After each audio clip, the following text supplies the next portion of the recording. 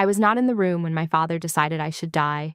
I learned that later, the way you learn most of the worst things, secondhand, in pieces, from someone who was braver than the moment deserved. But I have put it together so many times since that it plays in my head now, as if I'd been standing in the corner, watching, instead of lying on a table under a bank of white lights with a machine breathing for me. It was a Tuesday near the end of February, a little before midnight, and it had been raining the kind of cold rain that turns the road into a black mirror. I do not remember the crash. The doctors told me that is normal, that the brain throws away the worst seconds the way you throw away a photograph you cannot look at. What I do remember is the week before it. Ordinary and good, the clinic full, the heat working again after a long fight with the landlord, a patient named Mr. Ferris taking 9 steps on his own for the first time since his stroke and crying about it at the parallel bars while I pretended to write something on my clipboard so he could have the moment to himself. That was my life. I taught people how to stand up again. It is a strange thing to be good at, and it is a stranger thing to learn that the people who raised you would have preferred you stayed down. The surgeon's name was Dr. Elena Faust. I know her well now. That night she did not know me at all. She knew a 38-year-old woman with a ruptured spleen and a bleed that was not going to wait. And she knew that the law required someone to say yes before she could open me up and stop it. The hospital had a card on file with an emergency contact. The card was old, from a different version of my life, and the name on it was Lyle Devlin. My father. So they called him. They called him on a speaker in the trauma bay because there were not enough hands and there was not enough time. And a nurse named Adalia Moreno stood close enough to hear every word, close enough that she would later write it all down in the chart in her small, square handwriting without anyone telling her to, because she had a feeling, she said, that someone was going to need it. Dr. Faust told my father that I had been in a serious accident. She told him I was bleeding internally and that she needed his consent to operate, and that the longer they waited, the worse the odds became. She was calm and clear, the way you have to be when you are saying the most important sentence in a stranger's life. There was a pause on the line. My mother's voice, Yvette, somewhere behind his, not close enough to make out. And then my father said the words that have organized everything in me since. "Let her go," he said. "She was never really ours." Idalia told me there was a silence after that, the kind that has weight, and that the surgeon said, "Sir, I need you to understand, without surgery, she will not survive the night." And that my father said, "I understand," and that my mother said nothing at all. Nothing. Not one word to pull it back. And then the line went dead because they had hung up, and somewhere 60 miles away, my parents went back to whatever they had been doing, and I lay on the table with my own blood, filling a place it was not supposed to be, unclaimed. I want to be careful here, because this is not a story about a dramatic rescue. The drama, if there was any, was very quiet. What happened next is that a woman I have known since we were both 19 came running down a corridor. Her name is Saskia Holt. We met in a chemistry class neither of us needed, both of us working nights, both of us too tired to pretend to be anyone, and we have been the other one's person ever since. Years ago, when I sat down and arranged my life so that it could survive me, I named Saskia as the one who decides for me if I cannot decide for myself. Not my father, not my mother. Saskia. I had a document that said so, signed and witnessed and notarized, and I had given her a copy and told her where the original lived, and she had folded it into a plastic sleeve and put it in the drawer where she keeps the things that matter. And neither of us ever expected to need it. The hospital reached her because she was the second name. The one the old card did not have, but my newer paperwork did. And a clerk with good instincts kept dialing down the list. Saskia drove through the rain with the plastic sleeve on the passenger seat. She got there inside the hour. She put the directive on the counter in front of Dr. Faust, and she signed where the agent signs, and she said, "Operate. I'm the one who says, go." And they went, and I lived. That is the part my parents did not know. They thought the last decision about me had been made on a phone, by them, in the dark. They had no idea that the decision had been taken out of their hands 7 years earlier by a younger version of me who had finally understood what kind of family she had. 7 days after the night they told a surgeon to let me die, they came back. Not for me, for what I had. Let me tell you who I was, so you understand what they were coming for and why it was never going to be theirs. I was born in the spring of 1988, and I was placed with Lyle and Yvette Devlin when I was a few months old. I have always known I was adopted. It was never a secret in our house, which sounds like a kindness and was not. It was a fact they kept on a shelf at eye level so that no one could ever forget it was there. My parents did not hide it. They used it. Not loudly. Almost never loudly. That is the thing people do not understand about the kind of family I grew up in. The cruelty was not a fist. It was a climate.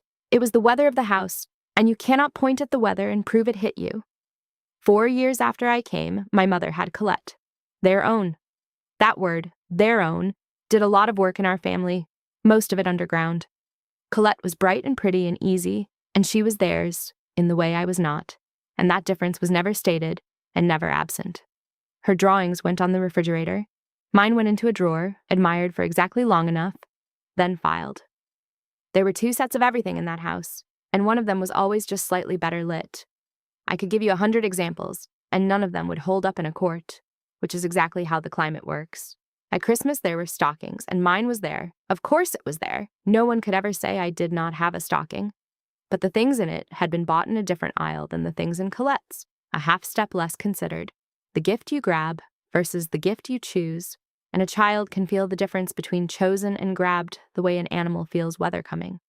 At my school events, one of them might come when it was convenient. At Colette's, both of them came, with a camera. When I brought home a report card that was all the highest marks, my mother said, "Well, you have to work hard, don't you?" And when Colette brought home a worse one, my father said she was just so bright it bores her. Same house, 2 languages. I was fluent in both before I was 10, which is to say I understood, very early, that effort was something demanded of me and forgiven in her, and that the difference had a name no one would say at the dinner table. The word adopted was the name, and they used it the way you would mention a fact about the house, the roof, the plumbing, a thing that was simply true and occasionally relevant. Margot's adopted so. That Claw's so, doing so much quiet work. So she's different. So we can't be expected to. So it's understandable that. I heard that little so my whole childhood, trailing off into a silence everyone agreed not to fill. I remember being maybe 9, and Colette being 5, and Colette asking, in the bright, pitiless way small children ask the real questions, whether I was her real sister or her pretend one. The adults at the table laughed. They thought it was charming. No one answered her. I have thought about that 1,000 times, how no one answered her, how the question just sat there in the air and was allowed to stay unanswered, because answering it one way would have been a lie and answering it the other way would have told the truth. And our family did not do either of those things out loud. There was one person who answered. My grandmother, Opal. My father's mother. Technically not my anything by blood, and the only person in that entire family who ever introduced me without an asterisk. "This is my granddaughter, Margot," she would say. And there was no second clause. No, we adopted her. No, she's not really. Just my granddaughter, Margot, like it was the simplest fact in the world, because to her it was. Opal called me hers, and she meant it. And for a long time, she was the only proof I had that I could be someone's without an explanation attached. I spent summers at Opal's when I was small, a week or 2 at a stretch, and those weeks are the warmest rooms in my whole memory. She had a garden she fussed over and a kitchen that always smelled of something. And she talked to me like I was a person whose opinions she wanted, which no other adult in that family did. She taught me to make her bread, her hands over mine on the dough, and she never once, not a single time in all those summers, said the word adopted, because to her it was not a relevant fact about anything. When I was 12 and asked her carefully the way you test ice, whether she ever thought of me differently because I wasn't really hers, she stopped what she was doing and turned around and looked at me with something close to anger. The only time I ever saw her angry, and she said, "Don't you ever let anyone teach you that love has a really in it. I chose you the day they brought you home, and I have chosen you every day since, and that is more than most people can say about their blood." I have held on to that sentence for almost 30 years. It is the truest thing anyone in that family ever said to me, and it came from the one person in it who was, by their accounting, the least related to me of all. I left home at 18, in 2006, the summer after I finished school. There had been a college fund. I had known about it my whole childhood, the way you know about the weather. By the time I was old enough to use it, it had quietly become Colette's, and no one had ever told me it changed hands because no one had ever admitted it was mine to begin with. So I did not go to college the way Colette would.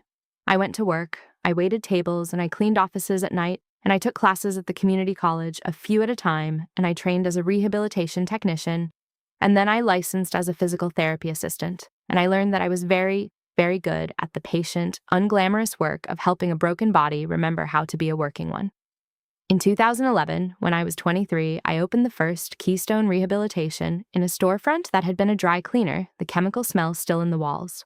I painted it myself. I could not afford a second therapist, so I was the front desk and the floor and the billing and the woman who mopped up at night. People came because I was good and because I was kind and because I did not rush them, and they told other people, and the storefront became 2 rooms and then the whole building, and then a second clinic across town and then a third. By the time I was 31, I owned the building the flagship sat in, and I had a staff and a clinic manager named Gemma Sato who ran the floor like a ship's deck, and a life that was entirely, finally, mine. I want you to understand the texture of that life, because it matters to what came later. My days were full of bodies trying to remember how to be themselves. A man who had lost the use of one side after a stroke, learning to button a shirt again, an act so small and so enormous that the first time he did it, unassisted, his wife had to leave the room. A teenager who had shattered an ankle in a game and was convinced her life was over, and who I had to coax week after week back into trusting her own foot. An 80-year-old widow named Pauline who came twice a week, not really for the knee, but for the company, and we both knew it. And I let the knee be the excuse because everyone needs an excuse. I knew their first names and their grandchildren's names and which ones needed me to push and which ones needed me to wait. I was, in the work, the most patient version of myself, the version my family had never once met, because they had stopped looking before I became her. That is the irony I have turned over the most since. I had built an entire life around the principle that no body is too broken to be worth the slow work of standing it back up. I gave that to strangers, day after day, for years, and the people who shared a last name with me when it was my body on the table could not be bothered to extend me the courtesy I extended to a man I had known for 6 weeks. I do not say that for pity. I say it because it is the exact shape of the thing, and the shape is the point. The life I built was, in most other ways, a quiet one. I lived alone, in a narrow house, with good morning light and a staircase I was fond of. I was not lonely, or not often, the way people assume a woman alone must be. I had Saskia, and I had the clinic, and I had a way of being in my own company that I had earned the hard way, by being so frequently left out of everyone else's that I had no choice but to become good at my own. I had made a kind of peace, not war. People hear the rest of this story and assume I must have been bitter, must have been sitting in that house plotting, and I was not. I had simply, gently, over many years, stopped expecting the Devlins to be anything other than what they were, and a great deal of peace lives on the far side of that one stopped expectation. My family never tracked any of it. They knew I did something with physical therapy. They did not know there were clinics, plural, or a building, or that I had become, by the slow accumulation of 2 decades of work, a woman of some means. They had decided who I was before I was old enough to vote, and they had never once revisited the file. Colette was the success. I was the one who left and did something vague. Even the facts that contradicted the story got remodeled to fit it. Once when my father had a heart scare, I sent a check, a real one, enough to matter. My mother thanked me by telling a relative I was trying to buy my way in. There is no winning with people who have already decided what your kindness must secretly mean. That is the trap of a family like mine, and I want to name it clearly for anyone who is still inside one and cannot see the walls. Every move you make gets read against you. If you stay away, you are cold and you have abandoned them. If you come close, you are needy or you are angling for something. If you fail, you have confirmed what they always knew. If you succeed, you have gotten above yourself, or you are showing off, or you are secretly trying to prove a point. There is no version of you that the story will simply let be good. The verdict came first, in my case before I could even speak, and everything I did for the next 3 decades was sorted into evidence for a conclusion that had already been written. Once I understood that, really understood it, somewhere in my late 20s, I stopped playing. Not dramatically. I just stopped sending myself into a room to be misread. I would visit and be pleasant and leave before the pleasantness could be rewritten into something else, and I built my real life somewhere they were not looking. Opal died in 2019. I was 31. She had a long illness at the end, and I drove out every weekend, and I sat with her, and she held my hand with her papery one and called me hers, right up until she could not call me anything at all. At the funeral, I stood a little apart from the family, the way I always did. The way you learn to stand when you are not sure your grief counts the same as everyone else's. And then there was the reading of her will, in a lawyer's office with bad carpet, and her small estate was divided, and I was a footnote in it, a sentence near the end, and I heard a cousin behind me murmur something about the money going to real grandchildren, and I understood, completely and finely, in a way that did not even hurt anymore because it had worn smooth, that I would always be outside the bloodline to these people, no matter how many weekends I drove, no matter whose hand I held at the end. I did not cry in that office, I cried in the car. And then I drove home, and a few weeks later, I went and found an estate attorney of my own, a sharp and decent woman named Lorna Isley, and I put my whole life into a structure they could never reach. I want to be precise about what I did, because it is the spine of everything that came after, and because someone listening to this may need to do the same and not know it has a name. I set up a revocable, living trust. Everything I owned, the clinics, the building, my home, my accounts, went into it. I wrote a will that left my parents nothing, not out of spite, but because the default, the thing the law does if you do nothing, would have sent my estate flowing back up to the very people who had spent 30 years deciding I did not count, and I could not stomach the idea of Lyle and Yvette Devlin inheriting a single dollar of the life I built without them. And I signed an advance healthcare directive that named Saskia Holt as my agent, the person who speaks for my body if I cannot. I took my parents off every line they had ever been listed on, every form, every card I could find, though I missed the old hospital one, the one that mattered most, which is its own kind of lesson about how the past keeps a copy. If anything ever happens, Saskia said the night I told her, in her kitchen with the good light, it's me they call, not them. You made sure of that. And I said yes, and we did not talk about it again for 7 years, because who does? You put the document in the drawer and you go on living and you assume you will be old before it ever comes out. I was 38 when it came out. I came out of the dark slowly, over days, in an intensive care unit, surfacing and sinking, and the first face I learned to recognize was not anyone's I was related to. It was Adalia's, the nurse. She was there on the night shifts, and she talked to me even before I could talk back, the way good nurses do, narrating the small facts of the world to a person trying to find their way back into it. Coming back from where I had been is not like waking up. People think it is like waking up, one clean moment, eyes open, here I am. It is nothing like that. It is more like a tide. You come up onto the shore of being awake for a few seconds, and then the water pulls you back out, and you do this for days, and each time you surface, you are a little more yourself. You hold a little more before the tide takes it. I surfaced into pain and into a great confusion about where my body ended, and into the steady fact of Adalia's voice telling me the date, the time, that I was safe, that I had been in an accident, that I was in the hospital, that I was doing better than yesterday. She told me these things over and over with infinite patience because she knew I was only catching 1 word in 10, and she knew that the 1 word might be the rope I climbed back up. In one of those early surfacings, I understood that there were flowers, a lot of them, on the windowsill and the rolling table and the floor. I asked, with what little voice I had, "Who?" And Adalia said, "Your friend Saskia, mostly. She's here every day. She sat with you all night the first 3 nights until we made her go home and sleep. And your work sent these big ones, there's a card, must be 100 names on it." I lay there and let that be true, the way I would soon have to let other things be true, and I thought, before the tide took me again, that it was a strange and telling thing to come back to the world and find it full of flowers from everyone except the people whose name I carried. It was Adalia who told me, not unkindly, carefully when I was lucid enough to hold it. She told me my friend Saskia had been there every day. She told me my clinic manager Gemma had brought flowers and a card signed by what looked like 100 people. And then she told me, because I asked who else had come, and because she did not believe in letting people walk back into a lie, what had happened the night I came in. She told me about the phone call. She told me what my father had said. I learned that my father had told a surgeon to let me go before I learned that I was going to live. Sit with that for a moment, because I have had to. The order of operations of it. The fact arriving before the survival. "I charted it," Adalia said very quietly, her hand on the rail of the bed. "Word for word, the time, all of it. You'll want that someday.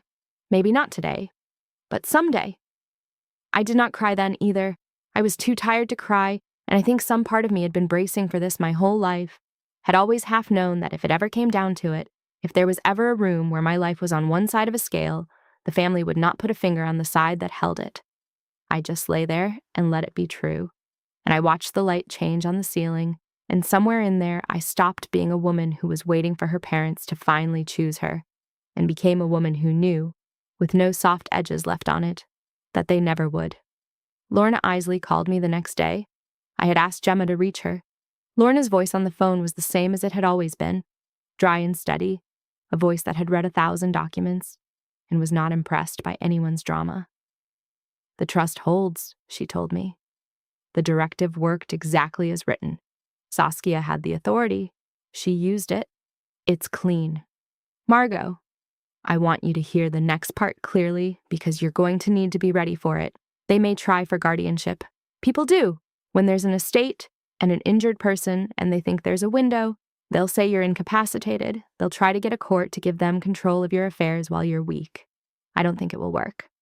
But they may try, and it may be ugly, and you should not sign anything anyone hands you, even something that looks like a get well card, until I've seen it." I told her I understood. And then I lay back and understood something else too, which is that while I had been a body on a table and then a body in a bed, my parents had not been grieving. They had been busy. Idalia had heard things, the way you do in a small city where everyone's cousin knows everyone's cousin. My parents had been asking about my accounts. They had been telling relatives they were handling Margot's affairs. They had been, in the most literal sense, already dividing the house, walking the rooms of a life they assumed was about to be vacant, deciding who got what. I keep coming back to the timing of it because the timing is the whole character study. They did not call the hospital to ask if I had made it. They did not come to sit by a bed and find out whether the daughter they had told a surgeon to release was alive or dead. In the days when they believed I was dying or already gone, their energy went not toward grief and not toward me, but toward logistics, toward accounts, toward what my father called, in a voicemail he left for one of my cousins, that the cousin later played for me, getting ahead of the situation before it gets complicated. A situation. That is what I was, in the week I spent fighting my way back up the tide. A situation that might get complicated. You learn the most about people, not from what they say when they think you are listening, but from what they do when they are certain you will never know. They just had not checked whether the locks had been changed. The pressure started before they even showed up in person, and it came, as it always does, dressed as concern. On the 6th day, a great aunt called the hospital room directly. I almost did not answer. I wish I had not. She told me the family was praying for me. She told me everyone was just so worried, so shaken. And then, with the smoothness of a person who has delivered 1,000 of these, she got to it. "You know, sweetheart," she said, "it might be kinder while you're healing to let your father handle the estate side of things, just so you can rest, so everyone can move through this together. Don't make this ugly, Margot. Think of your mother. Think of your mother." I lay there with a drain in my side and stitches holding my middle together and a chart 3 feet away that said, in small, square handwriting, what my mother had not said into a phone while a surgeon told her I would die. And I was being asked by the family to think of my mother, to not make it ugly, as if the ugliness had been mine, as if I had done something untoward by failing to die quietly enough to make the inheritance simple. I want to be honest about the worst part, which is not the great aunt. The worst part is that for one whole afternoon, a part of me almost did it. A part of me, the oldest part, the 9-year-old whose drawings went in the drawer, wanted so badly for the calls to stop, for the family to be pleased with me, for there to be some version of this where I was good and gracious and everyone said how well I had handled it, that I genuinely considered signing whatever they wanted just to make the wanting go away. That is what a childhood like mine builds into you. A reflex to apologize for the space you take up. A trained instinct to fix the discomfort of the people hurting you. Gemma was there when the great aunt called, and she watched my face, and after I hung up, she said something I have kept. "You don't owe them a graceful exit," she said, "from a room they tried to leave you to die in." And Saskia, who had heard about the call, came that evening straight from work and sat on the edge of my bed and held both my hands and said, "I have known you since we were 19. You are the least ungrateful person alive. They are not asking you to be grateful. They are asking you to be gone. There is a difference, and you know it." And I did know it. I had just needed someone who loved me to say it in the room, because the people who taught me to doubt it had gotten there first, decades earlier, and they had a long head start. I think this is the part of the story that people underestimate, so let me slow down on it. The hardest thing was not my father's words. His words were terrible, but they were external. A thing that had been done to me, and you can set a thing that was done to you on a table and look at it. The hardest thing was the part of me that even then, even lying there with the proof of what they thought of me written in my own chart, still wanted to make it okay for them, still flinched at the word ugly, still felt, somewhere beneath everything, that if I did not give them what they wanted, I would be the one who had failed, the difficult one, the ungrateful one, the one who could not just let things be smooth. That voice did not come from nowhere. It had been installed in me carefully over many years, and it does not uninstall just because you finally see it. It speaks in your own voice, which is the cruelest trick of it. For one long afternoon, with a drain in my side, I sat and listened to a voice that sounded exactly like me, argue that the path of least resistance was to sign whatever stopped the calls. And I came close, and I am not ashamed to tell you how close, because if you grew up the way I did, you already know, and if you did not, I want you to understand what it actually takes. So, I made a decision, and I made it the way I have learned to make the ones that matter, which is without spectacle. I was not going to fight loud. I had spent my whole life being told I was too much when I was barely anything at all, and I was not going to hand them the gift of a scene they could describe later as proof that I was unstable, that the accident had changed me, that I had become bitter and litigious and cruel. And I was not going to roll over either. I was not going to sign the room away to make the calls stop. I was going to do the one thing they had never once seen me do, the thing they had no defense against, because they had never imagined I would. I was going to be awake when they walked in, awake and lucid and represented and entirely myself, sitting up, with the truth simply sitting next to me in a chair. I asked Lorna to come in person the next morning with copies of everything. I asked Adalia whether she would be on shift, and she said she would make sure she was. I did not plan a speech. I have never trusted speeches. I planned to be sitting up. That was the whole plan. To be the last thing they expected, which was alive and undeceived. My father left a voicemail that night. I listened to it once. His voice was warm, in the particular way it got when he wanted something, a warmth I had spent my childhood mistaking for love and then most of my adulthood learning to read as appetite. He said there was some paperwork that needed a signature, nothing complicated, just some things to take care of so the family could help me through this. He said it would be easier if we handled it before. The lawyers get involved and make everyone's life harder. He did not ask how I was. Not once. In 50 seconds did he ask how I was. I deleted it. In the morning, Gemma brought me a clean robe and my own brush, and I brushed my own hair for the first time in a week, slowly, my arms still weak, and I sat up against the pillows, and I waited. It is a small thing, brushing your own hair. It did not feel small. It felt like reassembling a person by hand. They came in mid-sentence. That is the detail I will never forget. They came through the door, already talking, the three of them, my father and my mother and my sister, and they were talking about the clinics, about the building, about what, my father was saying, why we're going to need to do about her business situation. They came in like people walking into an estate sale, already pricing the furniture, and then they saw me. They saw me sitting up, brushed hair, awake, looking right at them. My mother stopped first. She actually took a step back, one hand going to her chest. "We thought," she said, and could not finish it. We were told. Told what, I wanted to ask, but I did not, because I already knew, and because I had decided not to do the work for them anymore. For my whole life, I had filled silences like that, had rushed in to make things comfortable, to explain, to smooth. I did not rush in. I let the silence sit there exactly the way Colette's question had sat in the air 30 years before, the one no one would answer. I let them stand in it. It was Lorna who spoke, finally, from the chair beside my bed, in her dry, steady voice, and she did not raise it at all, which made it worse for them than shouting would have. "Mr. and Mrs. Devlin," she said. "My name is Lorna Isley. I represent Margot. I'll save everyone some time. Margot's entire estate is held in a revocable living trust that she established in 2019. The two of you are named in no part of it. There is no will that benefits you, because the will that exists deliberately does not. And the medical decisions made during her surgery were made lawfully by the healthcare agent Margot designated, also in 2019, who is not either of you. So I want to be very clear so that nobody wastes the next month of their life. There is no decision here for either of you to make. There has not been one since 2019. My father's face did something complicated. He is a proud man, and he was watching a thing he believed he owned simply not be there. "Margot," he said, turning the warmth on, the appetite warmth. "Sweetheart, this is family. We don't need lawyers between us. Whatever's been said, we're here now. We're here now, as if showing up on day 7 to claim an estate were the same as showing up on day 1 to claim a daughter. And here's the only part where I spoke, And I want you to know that I did not yell it, that I said it quietly, more quietly than Lorna, almost gently, because I had finally stopped needing them to hear it a certain way.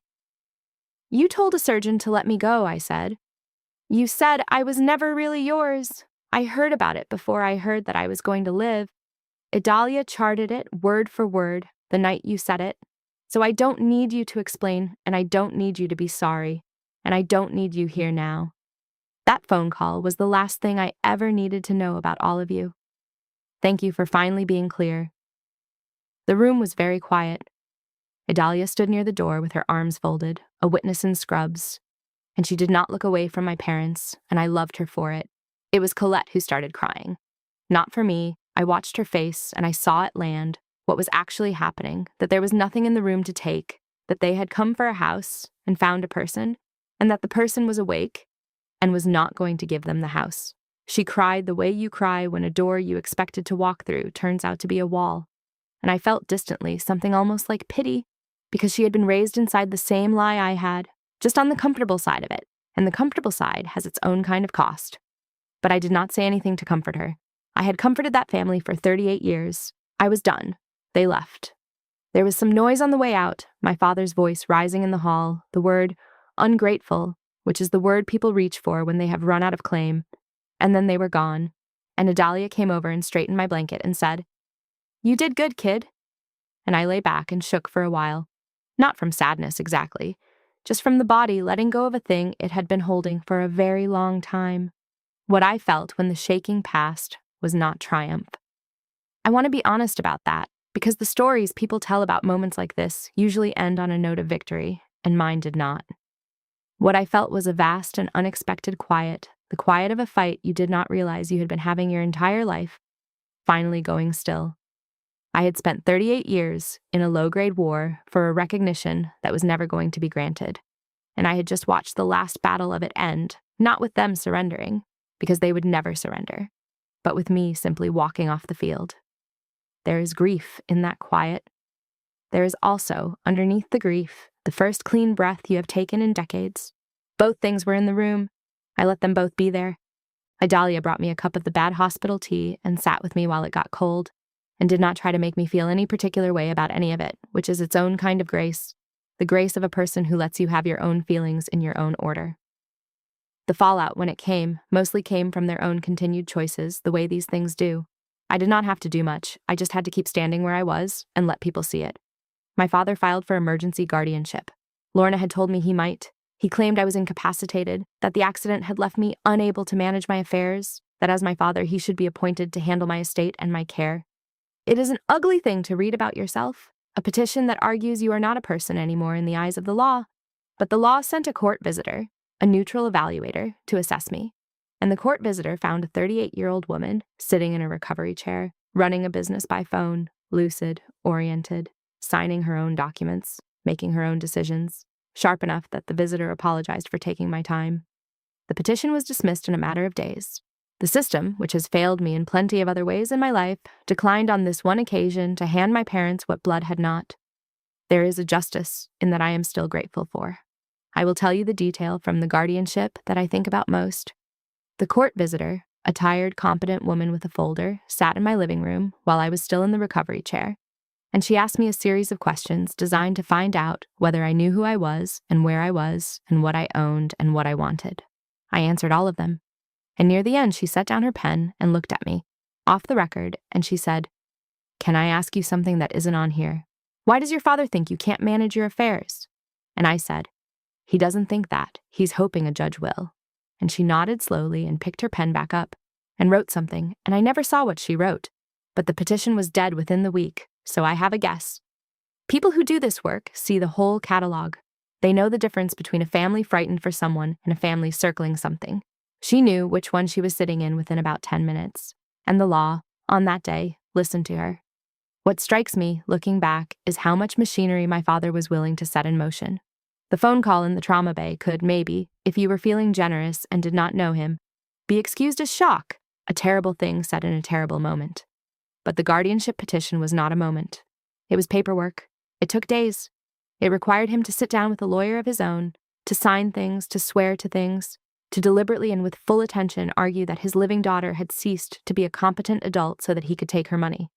There is no shock that lasts that many business days. That was not a man overwhelmed. That was a man who had decided and who kept on deciding every day in cold ink. Then came the story. There is always a story. They could not say what had actually happened, because what had actually happened was unspeakable. So they made a different version. In their version, I had cut out my grieving family. I had changed after the accident. I had become cold, paranoid, money-obsessed, turned by lawyers against the people who loved me most. It traveled through the relatives the way these stories do. And for a few weeks I was, in certain living rooms, a cautionary tale about what happens to a woman who gets a little success and forgets where she came from. But here's the thing about a chart and a voicemail and a nurse who is not afraid. The truth travels too, and it travels faster because it is heavier and people cannot put it down. A cousin called me, one of the ones who had repeated the story, and her voice was different than I had ever heard it. "He really said that?" she asked. "On the phone, while you were under... Margot, tell me that's not true." And I told her it was true and that it was in the medical record and that she was welcome to believe whatever let her sleep, and she was quiet for a long time, and then she said, "I'm so sorry. I said things I didn't know." And I said I knew she didn't. And that was the end of that branch of the story, and a few more like it ended the same way. One quiet, horrified phone call at a time. Colette came to my house once, in late March. Just once. She stood on my step, and she did not come in. She had been crying, or was about to, and she said she wanted to talk, and I waited. And what she wanted, when it finally came out, was for me to tell people it had not been as bad as it sounded. That was the ask. Not "how are you?" Not "I'm sorry." Not "I cannot believe what our father did." She wanted me to manage the family's reputation. She wanted me to make the truth smaller so that the people who had done it could feel better about having done it. "It wasn't as bad as it sounded," she said. "Dad was in shock. He didn't mean it. You know how he gets." "I do know how he gets," I said. "That's the problem, Colette. I know exactly how he gets. I just stopped pretending it was something else." She left. I have not seen her since. The ask, you see, was still about their comfort. The way every ask in that family had always been about their comfort, and I had finally run all the way out of the thing they were asking me to spend. I want to tell you about the cost, because this is not a story where I won and felt nothing but triumph. That is not how it works, and I would not trust me if I told you it was. In the weeks after, when I was home and healing, I would sit at my kitchen table with the trust binder open, the document that had saved my life, in a sense, by putting Saskia in the chair where the decision got made. And beside the binder, I kept a photograph of Opal, my grandmother, the only one in that whole family who ever called me hers, without a clause. And I would look at the binder, which was proof of how thoroughly I had had to protect myself, and I would look at the photograph, which was proof that I had once been loved by someone in that bloodline without conditions, and I understood, slowly, what I was actually grieving. I had not lost a family in that hospital. You cannot lose what you never had. What I lost was the story. The last version of the story where someday, if I was good enough, or successful enough, or patient enough, they were going to become a family. The version where the phone call was a terrible aberration instead of the truest thing they ever told me. That version died on the night of the crash, and I had to bury it. And burying a thing you have carried hope for since you were 9 years old turns out to take a while, and it hurts more than I expected, because you are not just grieving them. You are grieving the years you spent waiting. I took my own medicine, those weeks, literally. The work I do for other people, the slow, patient relearning of how a body climbs a flight of stairs, I had to do for myself, one step at a time, holding my own railing, breathing through it. There is no metaphor I could invent that is better than the plain fact of it, so I will just tell you the plain fact. I taught myself to climb my own stairs again, in the house that was mine, that no one could vote me out of. And on the day I made it to the top without stopping, I sat down on the landing and laughed. And then I cried, and then I laughed again, and the house held all of it without complaint, the way a real home does. I knew the exact things to tell myself, because they were the things I had told 1,000 patients. Smaller steps than your pride wants. Breathe on the exertion, not against it. The body does not care that you used to be able to do this without thinking. The body only knows today. So meet it where it is today and be decent to it. I had said those words so many times they had gone smooth in my mouth, and now I was saying them to myself on a staircase, alone. And I understood for the first time how hard a thing I had been asking of people all those years, and how much courage it actually takes to be told you can rebuild and to believe it enough to try. My patients had been braver than I ever gave them full credit for. I give them the credit now. I had to become one of them to learn it. Recovery is humbling in a way that turned out to be useful. You cannot be grand about your own suffering when you are concentrating on not falling down. The work pulled me out of my own head and put me back into my own legs, and there is a kind of healing that only happens there, below the neck, in the plain animal business of getting stronger one day at a time. I marked the days the way I taught patients to mark them, not by how far from better I still was, but by what I could do today that I could not do last week. It is a better way to measure a life, honestly, and I have kept it. I let myself be angry too, properly, on one bad night. The kind of angry I had never allowed myself as a child, because anger in that house was only safe for the people who already belonged. I let it come all the way up and out, alone, and I said some things to an empty room, and then, when it had burned through, I set it down. I did not want to carry it. I have seen what carrying it does. It turns you into a person who keeps score forever, and I did not survive my own father's verdict just to spend the rest of my life letting him live, rent-free in my chest. Being right about them was the coldest thing I've ever been. Being free of them was warmer, but it took longer, and I had to do it myself, because no one hands you that. You build it the way I built everything else, slowly, with your own hands. By May, I was back on the floor at the flagship clinic. Part-time at first, then more. The first day back, Gemma had the whole staff there, and there was a banner that someone had made out of butcher paper. And the wall by the front desk had cards from patients pinned all over it, dozens of them, from people whose names I knew, whose first wobbling steps I had stood beside, and Mr. Ferris was there, the man who had taken 9 steps and cried, and he walked across the room to me, all the way across, on his own, to show me, and we both pretended we were not crying, and we both were. "Place didn't fall down," Gemma said, standing next to me, looking at the floor full of people. "We just kept the lights on, like you taught us." That is family. I want to say that as plainly as I can, because it took me 38 years and a near death to understand it, and maybe someone listening can get there faster than I did. Family is not the people who are assigned to you. Family is the people who run down the corridor. It is the friend with the document in the plastic sleeve. It is the nurse who charts the truth in small square handwriting because she has a feeling someone will need it. It is the clinic manager who keeps the lights on. It is the patient who walks across a room on ruined legs to show you he remembered how, because you taught him, because you stayed. I had dinner with Saskia and Adalia a few weeks after I was back. The 3 of us, the corridor people, and we did not talk about the family much. We talked about ordinary things, and we laughed too loud in a quiet restaurant. And at one point, Saskia raised her glass and did not make a toast, just looked at me, and I looked back, and that was the whole toast, and it was enough. You do not have to audition for the people who are actually yours. That is how you know them. There is no audition. That dinner stayed with me.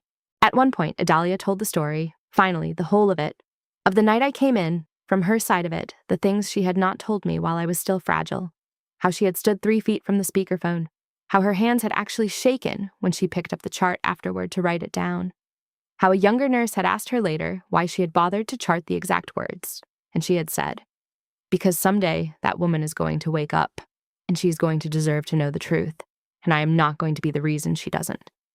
She said it plainly, not for praise, just telling it, and I had to put my fork down. A stranger had decided, in the worst minute of my life, that I deserved the truth, and had quietly made sure I would get it, while the people who had raised me decided the opposite in the same minute. 2 choices, made within seconds of each other, by 2 women in 2 different rooms. I know which one I want to be like. I am trying, every day, to be like the nurse. There is one more thing I did, and it is the thing I am proudest of, though it is the smallest. I went to the county records office, and I filled out the form to unseal my adoption file, to find out where I actually came from. For 38 years, "where you came from" had been a phrase other people used as a wall, a thing said to remind me I was standing in a house that was not really mine. My father used it to let me die. She was never really ours, as if my origin were a disqualification, as if not being theirs by blood meant I belonged to no one. So I decided to find out what it actually meant. Not for them, not to replace them, and not to go looking for some other family to wait around hoping might choose me, because I am done waiting to be chosen by anyone. I did it for me. because the truth of where I came from belongs to me, and I had let other people own it my whole life, and I wanted it back. I do not know yet what is in the file. I may never meet a single person in it. That is not the point. The point is that I turned the question from a wound into a door, and I am the only one who gets a vote on whether to open it. For most of my life, I stood in front of a closed door and knocked and rearranged myself, trying to become the kind of person it would open for. The crash, of all things, finally turned me around.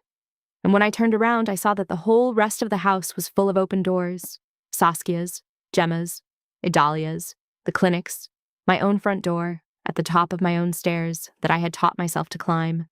They had been open the entire time. I had just been facing the wrong way. So let me say this to you, whoever you are, listening to this, if any of it landed too close. If the people who were supposed to choose you keep deciding you do not count, hear me. Their verdict is not the truth about you. It is only ever the truth about them.